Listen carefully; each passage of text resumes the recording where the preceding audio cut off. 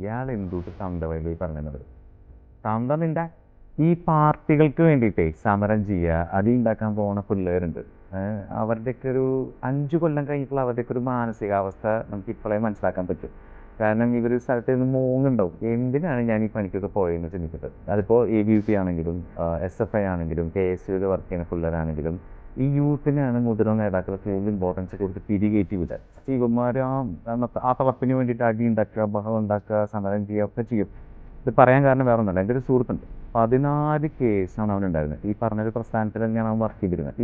അവന് പാസ്പോർട്ട് കിട്ടണ്ടേ അവൻ്റെ 38ാമത്തെ വയസ്സിലാണ്. കാരണം ഈ 14 കേസ് അവൻ സെറ്റിൽ ചെയ്യണം, എന്നാലും അത് പാസ്പോർട്ട് കിട്ടില്ല.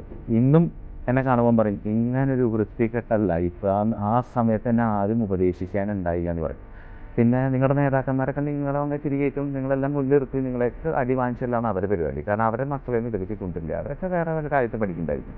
നിങ്ങൾ പാർട്ടിയിൽ പ്രവർത്തിക്കുന്നുണ്ടാവുമെന്ന് പറയുന്നില്ലേ? ഈ സമരത്തിനും അടി കൂടാനും എനിക്ക് തോന്നുന്നില്ല. കാരണം ഒരു പറ്റി ഉണ്ടാവില്ല നിങ്ങളെപ്പം ചെയ്ത് നോക്കാൻ. നിങ്ങൾ തന്നെ അനുഭവിക്കും. നിങ്ങളായത് നിങ്ങളിനി ജോലിയുടെ കാര്യം വരുമ്പോഴൊക്കെയാണ് നിങ്ങൾ ആലോചിക്കുക, എന്തിനാണ് ഞാൻ ഈ പണി പോയത്. അപ്പം നിങ്ങൾ ചിന്തിക്കുന്നുണ്ടാവും, ഇയാൾ എന്തു തന്തവൈകി പറഞ്ഞത്. തന്തമില്ല. ആ